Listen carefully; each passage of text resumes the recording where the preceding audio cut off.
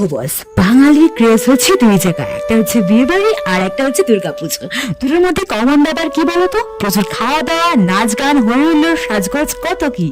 তো ফার্স্টে কিন্তু দাদার বিয়েতে চলে গেলাম বরযাত্রী, আর সেখানে গিয়ে ব্রাইডের সাথে ফটো সেশন করে নিলাম, আর তারপরে চলে গেলাম একেবারে স্টার্টার কাউন্টারে। স্টার্টারে ছিল হচ্ছে fuchka, chicken pakora, mocktails, ice cream. তারপরে একটু দিয়ে দেখে নিলাম, আর তারপরে চলে গেলাম একেবারে মেন কোর্সের মেনুগুলো তোমরা পজ করে দেখে নিই। ফার্স্টেই ছিল হচ্ছে চিকেন সালাড উইথ স্যালাড, যেটা খেতে অমায়িক হয়েছিল। তারপর পড়ে গেল হচ্ছে চানা মশলা আর হচ্ছে নানপুরি, যেটা খেতে খুব সুন্দর হয়েছিল। তারপর বাঙালির প্রিয় খাবার প্লেন রাইস ডাল, যেটা লেবু দিয়ে খেতে অসম্ভব সুন্দর লাগে উইথ চিপস।